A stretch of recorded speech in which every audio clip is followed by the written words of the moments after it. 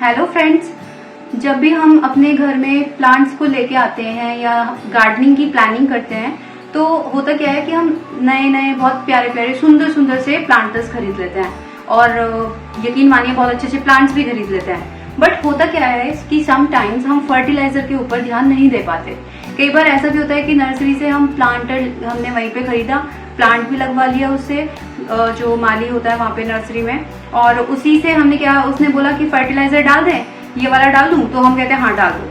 तो होता क्या है कि हमें यही नहीं पता चलता कि कौन सा फर्टिलाइजर कौन से प्लांट के लिए सूटेबल है और कौन सा नहीं है। तो ये वीडियो में मैं आपको सिर्फ फर्टिलाइजर के बारे में ही बताऊंगी कि किस तरीके से आप अपने प्लांट्स को फर्टिलाइज कर सकते हैं और कौन से फर्टिलाइजर को दे सकते हैं। जो हमारी फर्टिलाइजर होती है उसके दो कैटेगरीज में हमने डिवाइड किया हुआ है।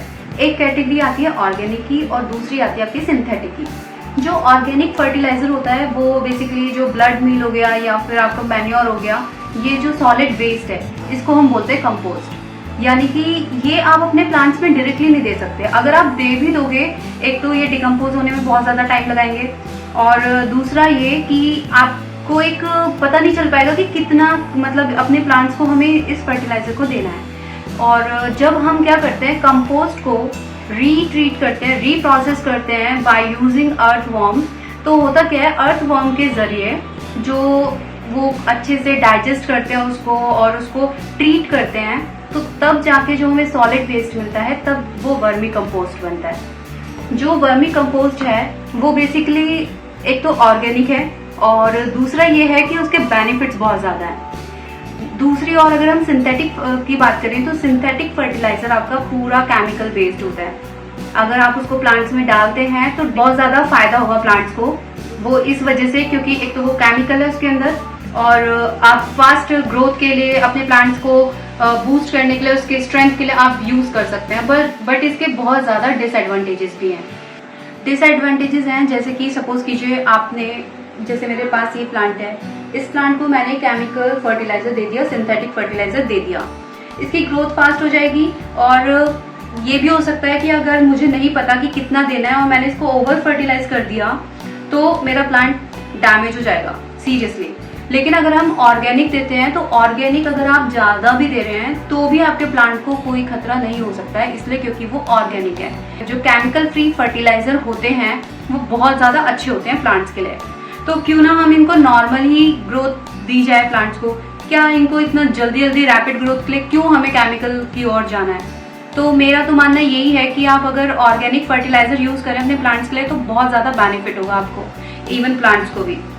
दूसरा ये कि जो हमारा सिंथेटिक फर्टिलाइजर होता है ये बेसिकली इसके अंदर बहुत ज्यादा नाइट्रोजन का और आप बोल सकते हैं कि जो नाइट्रेट होता है उसका कॉन्सेंट्रेशन बहुत ज्यादा होता है, तो इससे हमारा जो इन्वायरमेंट है वो भी अफेक्ट करता है। इसके अलावा जो हमारा इन्वायरमेंट है उसके लिए तो बिल्कुल अच्छा है ही नहीं, क्योंकि जो नाइट्रोजन और ये अमोनियम नाइट्रेट होता है इसका कॉन्सेंट्रेशन फ्यूम्स की फॉर्म में पूरे इन्वायरमेंट में फैल जाता है, जो कि ह्यूमन हेल्थ के लिए भी बेकार है।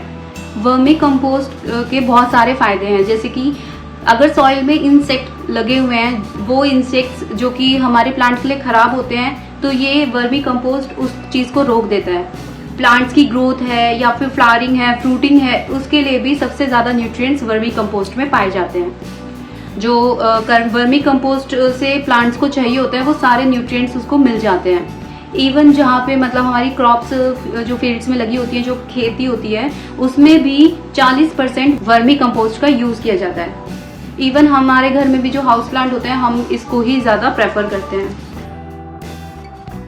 मेरे पास एक क्वेश्चन आया था कि मैं एनपीके डाल रहा हूँ अपने सारे प्लांट्स में और अच्छे से वाटरिंग कर रहा हूँ, सब चीजें परफेक्ट है, लेकिन फिर भी उसमें फ्लावरिंग नहीं हो रही है और मेरे काफी ऐसे भी मेरे पास प्लांट्स हैं जिनमें फ्रूटिंग भी नहीं हो रही है, जिनको 6-6 साल भी हो गए हैं। तो आजकल लोग एनपीके की साइड बहुत ज्यादा जा रहे हैं।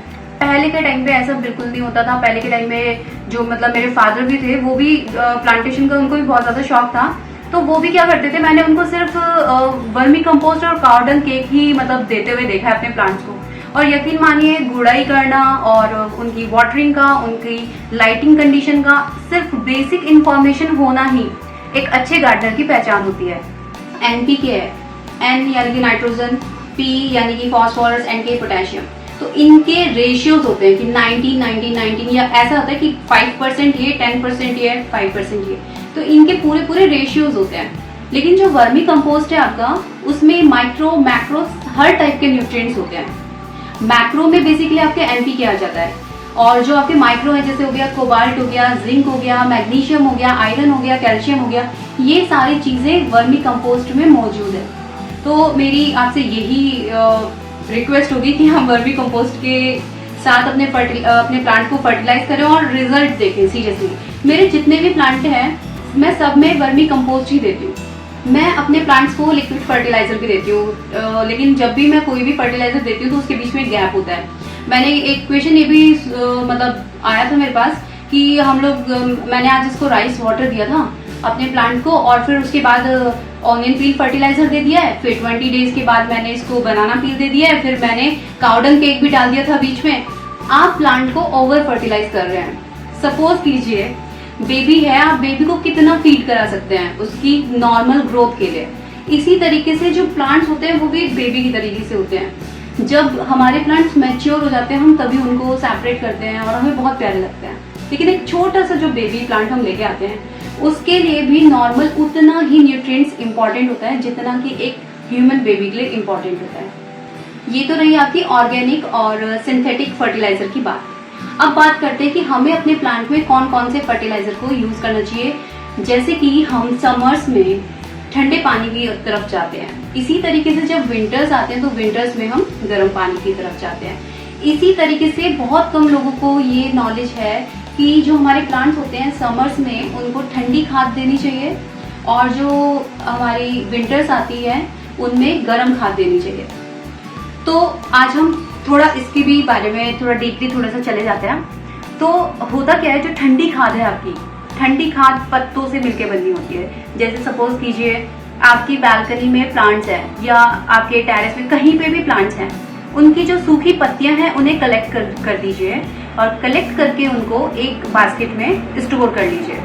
आप उसको तब तक स्टोर कीजिए जब तक वो बहुत अच्छे से क्रश करने लायक ना हो जाए। जब वो अच्छे से क्रश करने लायक हो जाएंगे, उनकी जो मतलब जो क्रश के लिए जो पाउडर बनेगा वो आप अपने किसी भी प्लांट में बड़े आराम से दे सकते हैं। ये ठंडी खाद होती है प्लांट्स के लिए। जो दूसरी खाद है वो है आपकी वर्मी कंपोस्ट। अगर आपका मीडियम साइज कंटेनर प्लांटर है तो आप क्या कर सकते हैं, एक मुट्ठी लीजिए और अपने प्लांट में दे दीजिए। ये ठंडी खाद होती है और जितने भी माइक्रो मैक्रो न्यूट्रिएंट्स प्लांट की ग्रोथ के लिए, डेवलपमेंट के लिए चाहिए होते हैं वो उसको आराम से मिल जाता है। तो आप इसको क्या करें, हर 20 दिन बाद जो आपके फ्रूटिंग वाले प्लांट्स हैं उनको बड़े आराम से आप दे सकते हैं। दूसरा, ये जो वर्मी कंपोस्ट है आप उसको एक मुट्ठी 1 लीटर पानी में अच्छे से डाल के रख दीजिए और 3 दिन बाद इस सॉल्यूशन को छान के अपने हर प्लांट में दे दीजिए।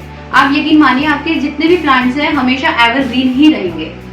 तीसरा, आपको क्या करना है, जो काउडंग केक होता है यानी कि गोबर की जो खाद होती है, वो सबसे बड़ी बात तो वो बहुत ज्यादा पुरानी होनी चाहिए। पुराने होने के साथ साथ आप क्या करें, छोटा सा पीस लीजिए और उसको 1 लीटर वाटर में उसको अच्छे से मिक्स कर दीजिए और 3-4 दिन के लिए उसको रख दीजिए। रखने के बाद आप उसको छान के, अगर आपने 1 लीटर वाटर का सॉल्यूशन बनाया है तो उसका 3 गुना पानी यानी 3 लीटर पानी में मिक्स कर दीजिए और मिक्स करके आप अपने किसी भी प्लांट्स में आराम से दे सकते हैं। और यकीन मानिए आपकी जो प्लांट की ग्रोथ है वो भी बढ़नी स्टार्ट हो जाएगी। आप चाय पत्ती को भी यूज कर सकते हैं। जो आपकी यूज्ड चाय पत्ती है आप उसको क्या कर सकते हैं, वॉश कीजिए बहुत अच्छे से, सनलाइट में उसे सुखा के फिर आप अपने इंडोर प्लांट्स में, आउटडोर प्लांट्स में उसको दे सकते हैं। ये बहुत अच्छी होती है प्लांट्स के लिए। अब बात करते हैं कि कौन सी गर्म खाद है जो कि हम मतलब समर्स में दे रहे हैं, क्योंकि हमारे पास इंफॉर्मेशन नहीं है। तो जो आपकी गर्म खाद है वो होती है यूरिया बेस्ड, जिसमें सबसे ज्यादा यूरिया मिला होता है या फिर नाइट्रोजन की जो रेशियो होता है वो बहुत ज्यादा होता है। वो फर्टिलाइजर आपके गर्म होते हैं। जैसे कि आप सरसों की खली भी यूज करते हैं काफी लोग, तो जो सरसों की खली होती है वो बहुत गर्म होती है, तो आप उसको विंटर्स में अपने प्लांट्स में यूज कर सकते हैं। आपको इन फर्टिलाइजर्स के फायदे आपके प्लांट्स में बहुत अच्छे से देखने को मिलेंगे और आपको 100% रिजल्ट मिलेगा, क्योंकि ये सब चीजें मैं अपने प्लांट्स में अप्लाई कर चुकी हूँ ऑलरेडी। तो जो मेरा एक्सपीरियंस था वो मैंने आपके साथ शेयर किया हुआ है। आप इन टिप्स के थ्रू अपने प्लांट्स को हेल्दी, स्ट्रॉन्ग और एवरग्रीन रख सकते हैं। आपको सिर्फ ये पता होना चाहिए कि कौन सी फर्टिलाइजर हमें किस टाइम पे देना है। यकीन मानिए इन टिप्स के थ्रू आपको और आपके प्लांट्स को अलग ही फायदा होगा और आपको देखने के लिए भी मिलेगा। आपको मेरा ये वीडियो कैसा लगा जरूर बताइएगा, शेयर और सब्सक्राइब करना ना भूलें।